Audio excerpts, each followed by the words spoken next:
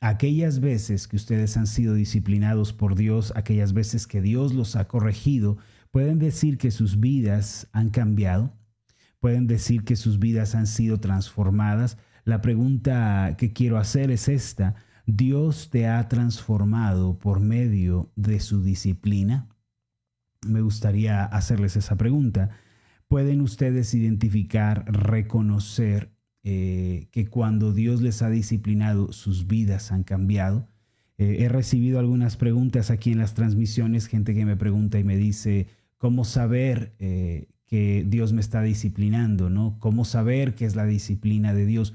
Bueno, una de las maneras, queridos hermanos, en las que sabemos que Dios nos disciplina, en las que sabemos que realmente Dios nos está disciplinando, es cuando vemos el cambio en nuestra vida, cuando pasamos del pecado a la obediencia, cuando dejamos el mal camino, nos arrepentimos y venimos al camino de Dios.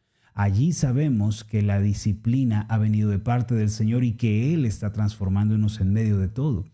La disciplina del Señor, recuerden, es por motivos correctivos, para corregirnos en lo que estamos viviendo. Así que déjenme su respuesta, por favor, ahí en la encuesta. Y también escríbanme su comentario breve aquí en la caja de comentarios. Déjenme saber si esa disciplina ha redundado para ustedes en cambio, en transformación, en renovación. Bueno, vamos a entrar a nuestra meditación de este día. La meditación del día de hoy lleva como título Cuando Dios nos disciplina. La meditación de este día la titulamos así: el momento en que Dios disciplina, la ocasión en la que Dios disciplina. Y me gustaría mucho que ustedes estuvieran al tanto, hermanos, de cuándo es que Dios considera necesaria la disciplina. Y lo vamos a ver a la luz de la palabra. Por eso nuestra meditación del día de hoy recibe este título: Cuando Dios nos disciplina, cuando Dios está corrigiendo nuestras vidas. Hebreos capítulo 12, versículo 6 dice así: porque el Señor al que ama disciplina y azota a todo el que recibe por hijo. En la Biblia encontramos la historia familiar de un hombre llamado Elí y sus hijos llamados Ofni y Fines. Sin embargo, esta no es una historia digna de ser imitada. En realidad, la historia de Elí y de su casa es una advertencia para cada uno de nosotros. ¿Qué ocurrió en esta familia entonces? Según nos dice la historia, Elí era un sacerdote en Israel. Sus dos hijos servían con él en el templo de Jerusalén.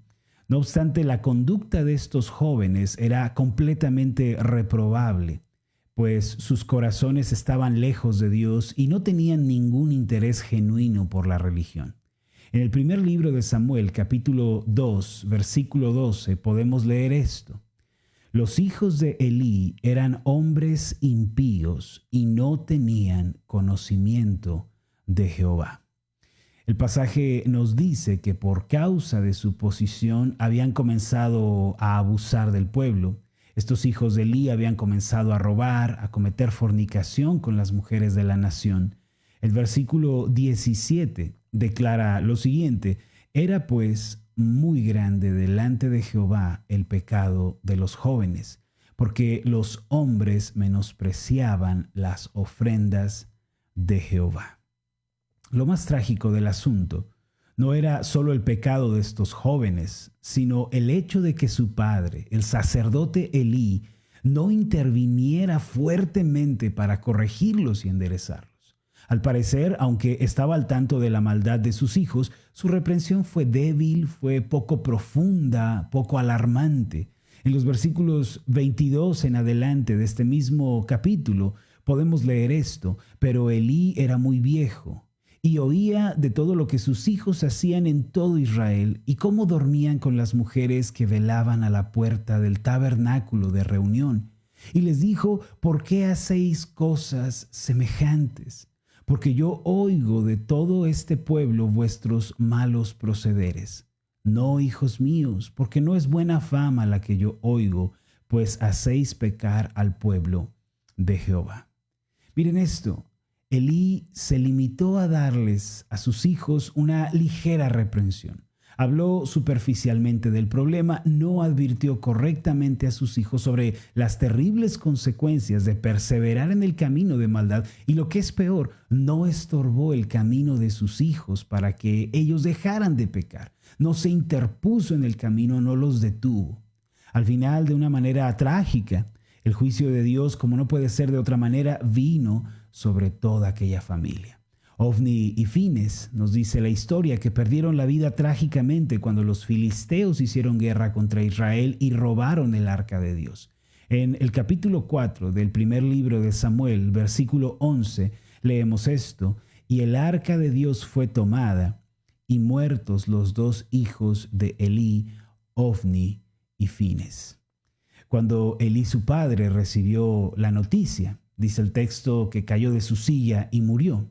El versículo 17 en adelante dice esto: el mensajero respondió diciendo, Israel huyó delante de los filisteos y también fue hecha gran mortandad en el pueblo. Y también tus dos hijos, Ofni y Fines, fueron muertos y el arca de Dios ha sido tomada. Y aconteció que cuando él hizo mención del arca de Dios, Elí cayó hacia atrás de la silla al lado de la puerta y se desnucó y murió, porque era hombre viejo y pesado y había juzgado a Israel 40 años. Esta historia se nos presenta en la Biblia como un mal ejemplo de un hombre que no corrigió a sus hijos, sino que se hizo de la vista gorda, consintió con el pecado y fue ligero a la hora de disciplinar su casa. Ahora, hay varias razones, queridos hermanos, por las que este relato bíblico fue escrito para nosotros. Una de ellas es para que evaluemos la manera en la que estamos corrigiendo, en la que estamos guiando a nuestras familias. Debemos hacernos preguntas como estas: ¿somos buenos padres? ¿Estoy siendo yo un buen padre? ¿Estamos corrigiendo a nuestros hijos? ¿De verdad estamos aplicando disciplina en casa? ¿Les estamos advirtiendo cuidadosamente sobre las consecuencias de una vida de pecado? Debemos preguntarnos también si estamos orando por la conversión, por la salvación de nuestros hijos. Estas son preguntas muy valiosas, hermanos. Otra razón por la que este relato bíblico fue escrito para nosotros es para ponernos sobre aviso de que Dios es un padre muy diferente. La paternidad de Elí fue deficiente, permisiva, fue tolerante con el pecado, pero la paternidad de Dios no es así, queridos hermanos. No pensemos que Dios va a permitir que sus hijos perseveren en el pecado, en la obstinación, en la arrogancia, en la maldad. No lo pensemos de esa forma. Ahora, quisiera presentarles 3 razones bíblicas de la disciplina de Dios. Otra manera de decirlo es que existen 3 motivos por los cuales Dios disciplina y Él envía esta corrección a nuestra vida. Tomen nota de ello, por favor, porque si alguna de estas 3 cosas están sucediendo en nosotros, es probable que la disciplina de Dios vaya a venir. En primer lugar, la disciplina llega a nosotros al nacer de nuevo en la familia de Dios. Cuando Dios nos adopta como sus hijos, algo que hemos estado viendo durante esta semana, y comenzamos a aprender y a entender su palabra y nuestras vidas comienzan a ajustarse a su verdad, Dios a menudo comienza un proceso de disciplina. Miren lo que dice el Salmo 94, versículos 12 y 13. Bienaventurado el hombre a quien tú, Jehová, corriges y en tu ley lo instruyes, para hacerle descansar en los días de aflicción. Miren, esta disciplina de la que estoy hablando llega a nosotros no por motivos correctivos inicialmente, sino por motivos preventivos, para que cuando vengan los días difíciles estemos fortalecidos, estemos firmes en el Señor. Esta disciplina es presentada más a menudo como ejercicio para la fe, ejercicio para la piedad, de modo que cuando vengan los días difíciles, tú y yo podamos estar firmes, ejercitados y fortalecidos. En segundo lugar, la disciplina llega a nosotros cuando estamos llevando vidas de pecado. En estas ocasiones, cuando estamos yendo por un camino errado, cuando estamos atentando contra la voluntad de Dios que está descrita claramente en su palabra, la disciplina viene para corregirnos, queridos hermanos. Dice Proverbios capítulo 15, versículo 10, que el que abandona el buen camino será severamente disciplinado. Así que, hermanos, si estamos llevando vidas de pecado, vidas de desobediencia, debemos saber esto: Dios nos va a disciplinar. Dios va a tener que intervenir. No será como Elí, que dejó a sus hijos seguir su camino. No, Dios va a intervenir en tu camino. Dios va a interrumpir tus actividades. Dios va a llamar fuertemente tu atención si verdaderamente eres su hijo, para que tú puedas volver tu corazón al Señor y puedas vivir la vida de obediencia que a Él le agrada. Y tercero, la disciplina del Señor, hermanos, puede llegar a nosotros para avivarnos espiritualmente y para que otros sean alcanzados con la palabra. Al parecer, luego de que el evangelio comenzara a difundirse en toda la región de Judea, los primeros cristianos entraron en un tiempo de quietud y de letargo. Y fue por eso que Dios permitió una gran persecución para la iglesia. No obstante, luego de esto que nos relata el libro de los Hechos, vino un gran avivamiento espiritual. En Hechos capítulo 8, versículo 4, leemos que posterior a la persecución que sufrieron los primeros cristianos, vino un despertar espiritual y ellos comenzaron a alcanzar a los demás. Hechos 8, versículo 4 dice así: pero los que fueron esparcidos iban por todas partes anunciando el evangelio. Se llevó a cabo un nuevo avivamiento como resultado de esa persecución. Así que, hermanos, si somos perezosos, si estamos siendo descuidados en nuestra vida espiritual y no estamos compartiendo con otros acerca de Cristo, es probable que llegue a nuestra vida la disciplina de Dios. Por eso hay que mantenernos fervientes, hay que mantenernos despiertos y predicando a otros. Finalmente, Hebreos capítulo 12, versículo 6 dice así: porque el Señor al que ama disciplina y azota a todo el que recibe por hijo. Una palabra que llama la atención en este texto es la palabra azotar. El azote es duro, es rígido, doloroso, y Dios lo provee con motivos buenos y santificadores.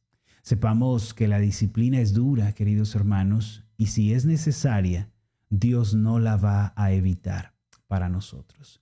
Vamos a hacer una oración en este punto. Acompáñenme. Amoroso Dios y Padre Celestial, tú eres el Dios que ama a su pueblo. Eres el Dios que por lo tanto corrige a su pueblo. Si realmente nos amas, nos corriges.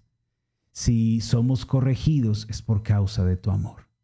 Permite, Señor, que el día de hoy se abran nuestros ojos para ver y para atender a esas cuestiones de nuestra vida que han quedado descuidadas. Puede que estemos siendo perezosos en la vida espiritual. Puede que estemos yendo por el camino del pecado. O puede que necesitemos ejercicio, fortaleza espiritual. Y por todas estas razones vemos en tu palabra que tú disciplinas, corriges, ejercitas a tu pueblo. Aunque es amarga, Señor, en un principio, tú provees la disciplina por motivos que van a tener un buen impacto en la vida de tus hijos. Por eso, Señor, no dejes de corregirnos cuando sea necesario. No dejes, Señor, de disciplinarnos. Porque dice la palabra que si se nos deja sin disciplina, no somos hijos en realidad. Sigue disciplinándonos, corrigiéndonos, conformándonos a la imagen de Cristo. En el nombre de Jesús te pedimos todo esto. Amén y amén. Amén. Queridos hermanos, espero que lo que hemos compartido el día de hoy haya sido de bendición para ustedes.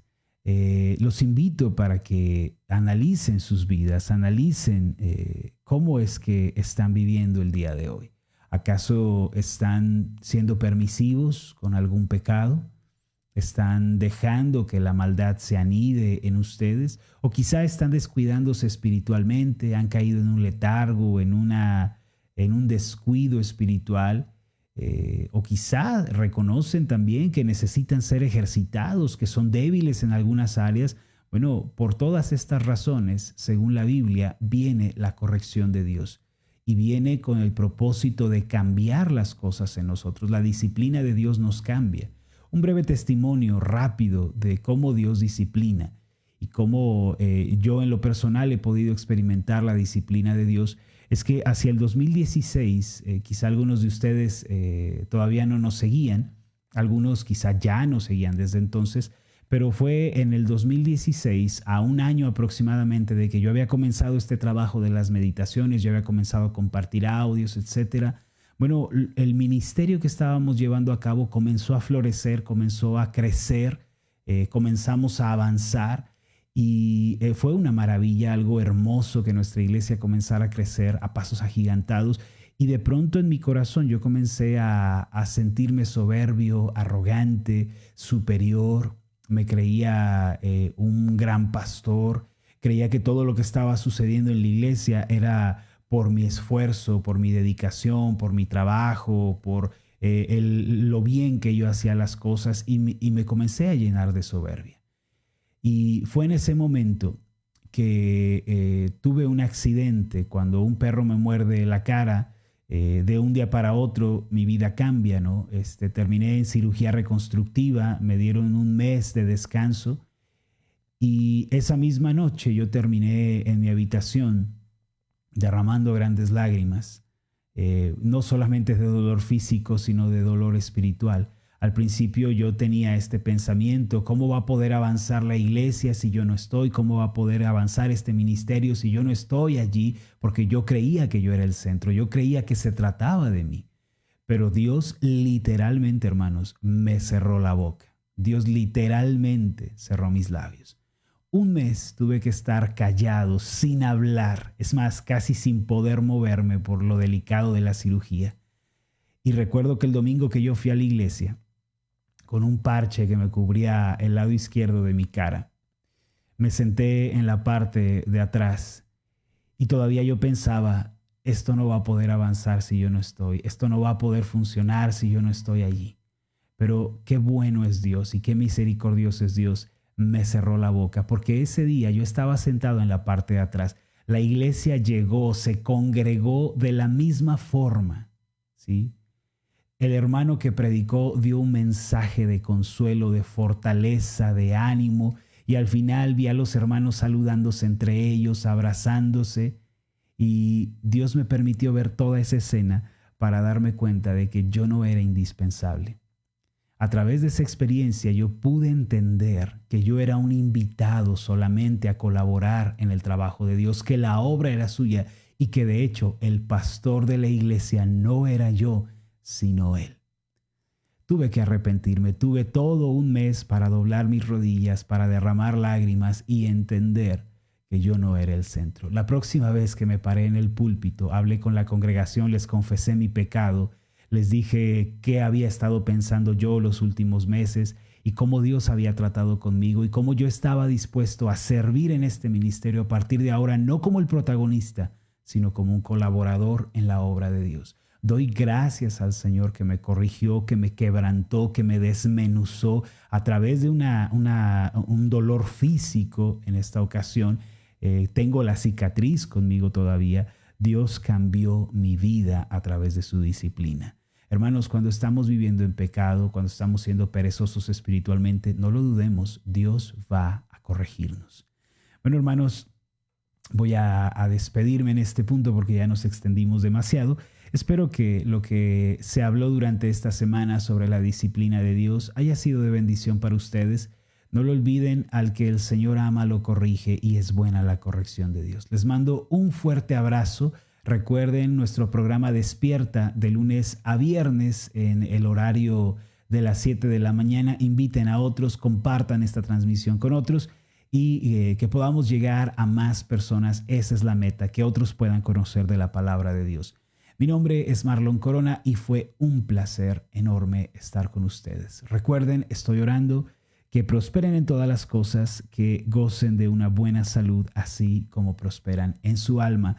Nos vemos en la próxima.